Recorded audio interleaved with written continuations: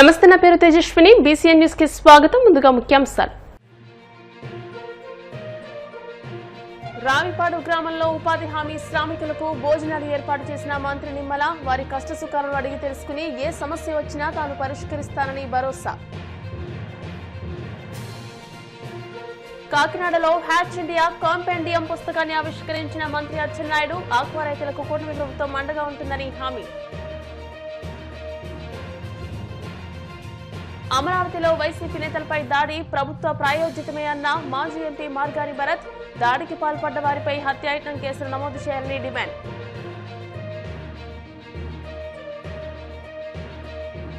గూడూరు శ్రీ ప్రసన్న వెంకటేశ్వర స్వామివారి దేవస్థానంలో వైభవంగా వార్షిక బ్రహ్మోత్సవాలు. గరుడ వాహనంపై పట్టణ పురవీధుల్లో విహరించిన స్వామివారు. ఉపాధి కూలీలు మంత్రి నిమ్మల రామనాయుడుతో కలిసి ఆటపాటలతో సందడి చేశారు. పశ్చిమ గోదావరి జిల్లా పోడూరు మండలంలోని రావిపాడు గ్రామంలో ఉపాధి పనులో ఆఖరి రోజు కావడంతో శ్రామికులకు మంత్రి నిమ్మల భోజనాలు ఏర్పాటు చేశారు. ఈ కార్యక్రమంలో భాగంగా మహిళలకు కుర్చీ పోటీలు వంటి వివిధ ఆటల పోటీలు నిర్వహించి లక్కీ డ్రా నిర్వహించారు. పోటీల్లో గెలుపొందిన మహిళలకు మంత్రి చీరలు బహుమతులు పంపిణీ చేశారు. ఈ సందర్భంగా ఆయన మాట్లాడుతూ ఉపాధి హామీ శ్రామికులంటే తనకు ఎంతో గౌరవమని అన్నారు. శ్రామికులతో మమేకమై వారి కష్టసుఖాలను అడిగి తెలుసుకున్నారు. ఎప్పుడు ఏ సమస్య వచ్చినా తాను పరిష్కరిస్తామని భరోసా కల్పించారు. లేచిన దగ్గర నుంచి శ్రమించి కష్టించి పని చేసి మళ్ళీ ఇంటికి వెళ్ళి మళ్ళీ బిడ్డలతోటి మనవాళ్లతోటి మళ్ళీ ఇంటి పనులతోటి బిజీగా 365 రోజులు సంవత్సరం పాటు నడిచేటువంటి మీకు ఇదొక ఊరటగా ఉండాలి. ఇదో మీ అందరికీ కూడా మళ్ళీ ఒక ఎనర్జీ ఇచ్చేటువంటి విధంగా మీలో ఒక సభ్యుడిగా, ఇప్పుడు నేను ఒక మంత్రిగా ఉన్నాను, మీరు ఒక శ్రామికుడిగా ఉన్నాను, భేదం మన మధ్య ఉండకూడదు.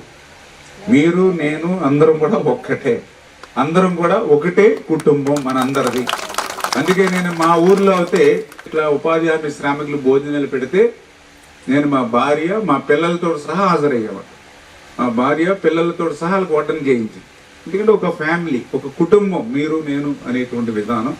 అందుకని ఈరోజు రావిపాడి గ్రామంలో చక్కగా మీ అందరూ కూడా ఈ కార్యక్రమంలో భాగస్వాములై మ్యూజికల్ చైర్ కూడా నేను కూడా ఒక 10 నిమిషాలు నాకు కూడా ఎనర్జీ ఒక ట్యాబ్లెట్ తగ్గించుకోవచ్చు నేను. ఎందుకంటే స్ట్రెస్ ఉంటే ట్యాబ్లెట్లు పెరుగుతున్నాయి, షుగర్ పెరుగుతున్నాయి, బీపీలు పెరుగుతూ ఉన్నాయి. ఇప్పుడు మీ దగ్గర ఒక 10-15 నిమిషాలు మీ ఏదైతే గేమ్ చూసాం, గేమ్ చూసి హ్యాపీగా మీరు పడేటువంటి తాపత్రయం, ఆ చైర్లో కూర్చోవాలనేటువంటి మీ ఆరాటం, పాటకి అనుగుణంగా మీరు చుట్టూ తిరగడం, అవన్నీ చూసి నవ్వుకున్న హ్యాపీగా. అంటే ఈ రకంగా ఎంటర్టైన్మెంట్ ఉండాలి, సరదాగా ఉండాలి, ఆనందంగా ఉండాలి. మనం పట్టుకెళ్ళేది ఏమీ లేదు. ఇప్పుడు ఎమ్మెల్యేకి కార్యక్రమం పెట్టాలని ప్రభుత్వ కార్యక్రమాలు కాదు. ఎందుకు చేస్తున్నామో అని అంటే నాది ఒక్కటే బాని. ఎప్పుడు కూడా ఈ భూమి మీదకి ఎలా వచ్చామో మనందరికీ తెలుసు. ఏమీ పట్టుకు రాకుండా వచ్చాం భూమి మీదకి. మళ్ళీ భూమి మీద వెళ్ళేటప్పుడు కూడా ఏమీ పట్టుకోకుండానే వెళ్తాం. మనం సంపాదించుకున్నవి కానీ మనం కూడబెట్టుకున్నవి కానీ మనతో పాటు రావు. ఏదైనా వస్తే ఏమొస్తుంది, మనం ఉన్నప్పుడు మనం చేసినట్టు మంచి పనులు మాత్రమే మనం లేనప్పుడు వస్తూ ఉంటాయి. అంచేత ఆ సత్యాన్ని మనం గ్రహించి పనిచేస్తాను నేను ఎప్పుడు కూడా. అందుకని ఆ తాపత్రయం లేకుండా మన చేతిలో ఉన్నది 10 మందికి పంచాలి, మన చేతిలో ఉన్నది 10 మందికి పెట్టాలి. మన ఒక్కళ్ళే ఆనందం కాదు, అందరూ ఆనందంగా ఉండాలనేది. ఆక్వా రంగానికి హేచరీస్, ఫీడ్ మ్యానుఫ్యాక్చర్, ఎక్స్పోర్ట్స్, రైతు 4 స్తంభాలైతే వాటిలో అత్యంత ప్రాధాన్యం ఉన్నది రైతుకేనని మంత్రి కింజారపు అచ్చెన్నాయుడు అన్నారు.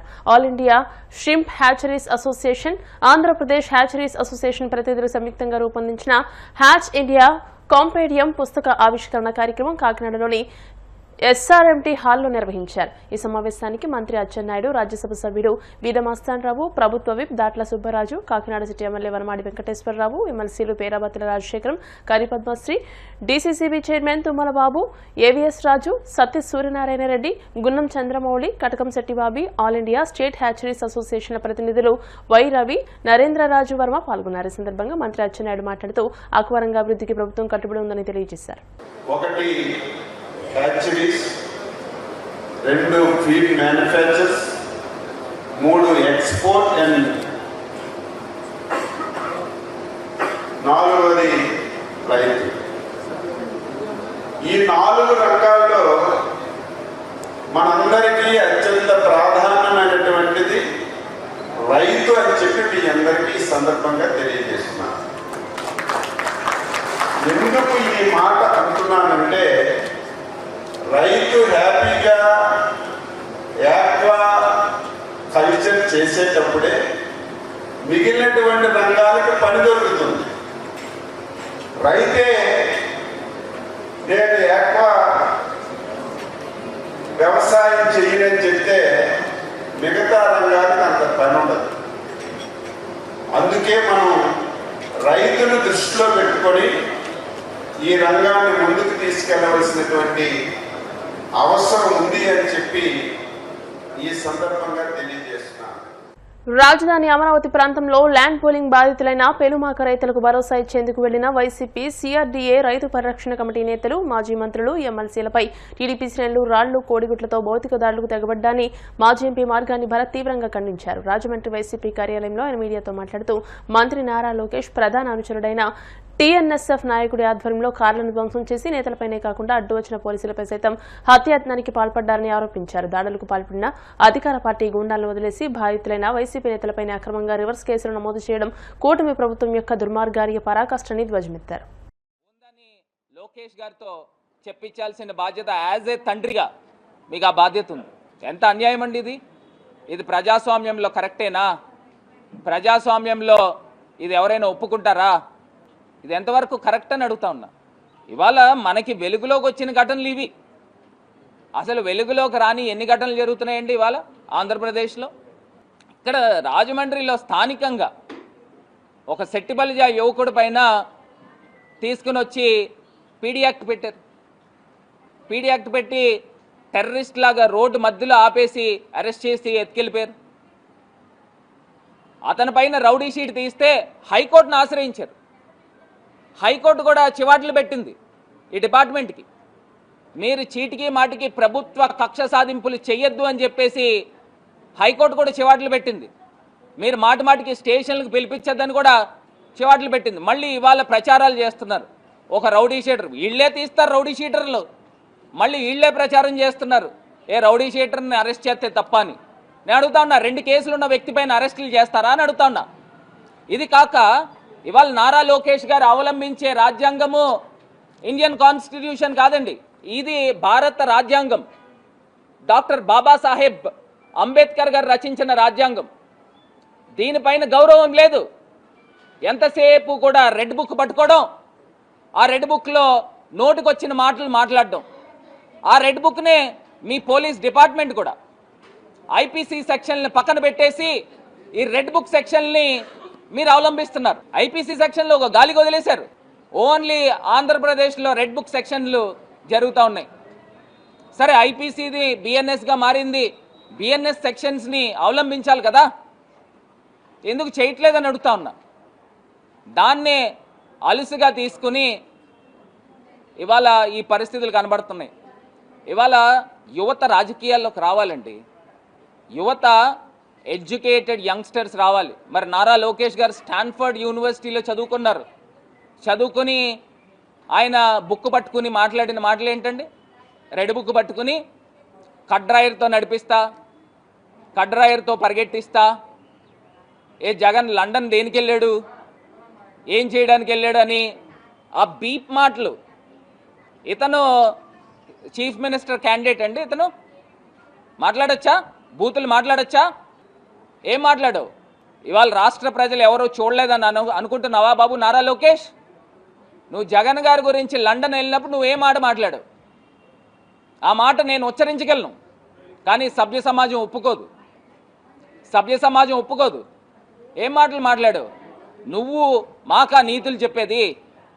ఇవాళ సాయి కృష్ణ లాకప్ డెత్ జగన్ అన్న గనక బయటికి తీసుకురాకపోతే అసలు అది వెలుగులోకి వచ్చేదా అని అడుగుతా ఉన్నా. వచ్చేది కాదు. ఇవాళ దళిత యువకుడు నేను పలానా పోలీస్ ఆఫీసర్ వాళ్ళని చచ్చిపోతున్నాను అని సూసైడ్ వీడియో చేసుకుంటే మేము దాన్ని బయటికి తీసుకురాకపోతే వెలుగులోకి వచ్చేదా అని అడుగుతా ఉన్నా. అక్కడ స్టీల్ ప్లాంట్లో అండి, స్టీల్ ప్లాంట్లో అక్కడ దుర్ఘటన జరిగితే ఈయన నారా లోకేష్ గారు అంటారు మీ ఇంట్లో ఎవరు చచ్చిపోలేదు కదా మీకెందుకు అని అంటున్నాడు. ఎవరైనా మాట్లాడతారండి అలాగా?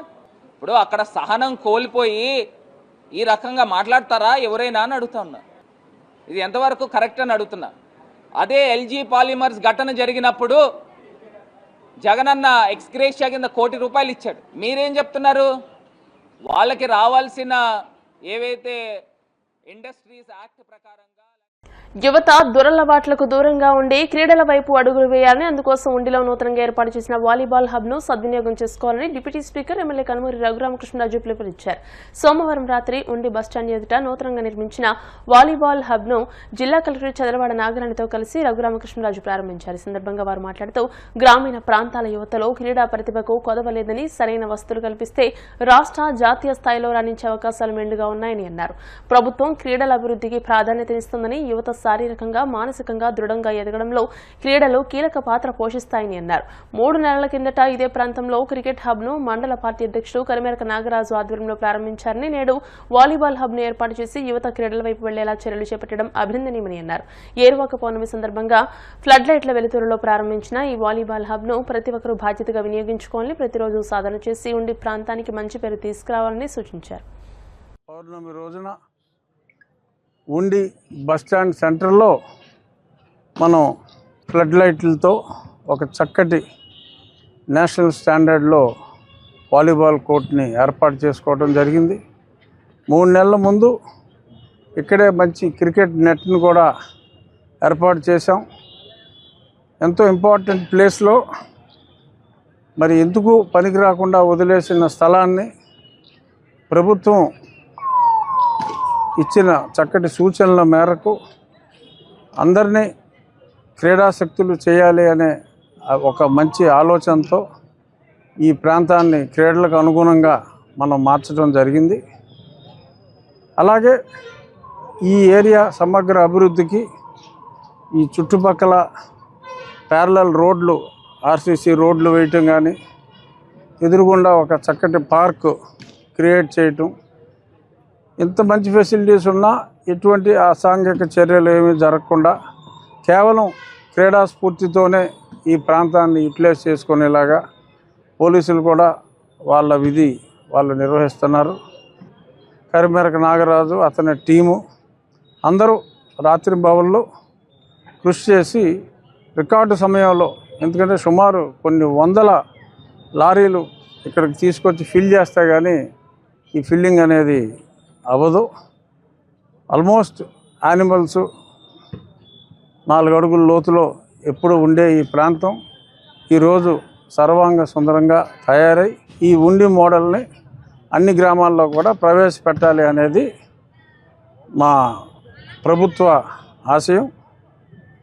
జిల్లా యంత్రాంగం, కలెక్టర్ గారు కూడా పూర్తిగా ఈరోజు ప్రారంభోత్సవానికి కూడా ఈ విషయం నిన్న తెలిపిన వెంటనే బేసిక్గా కలెక్టర్ గారు కూడా క్రీడల్ని ప్రోత్సహించడం ఆవిడకి కూడా వ్యక్తిగతంగా చాలా ఇంట్రెస్ట్. ప్రభుత్వ ఆలోచన ప్లస్ కలెక్టర్ గారి ఆలోచన, ప్రజల ఆలోచన కూడా దీనికి సంపూర్ణ మద్దతు ఉన్నందువల్ల మనం ఇంత అభివృద్ధిని సాధించగలిగాం.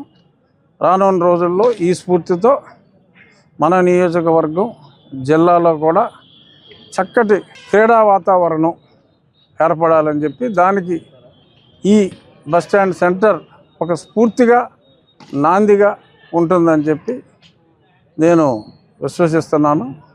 మరొకసారి ఉండి గ్రామ ప్రజలందరికీ కూడా నా హృదయపూర్వక అభినందనలు.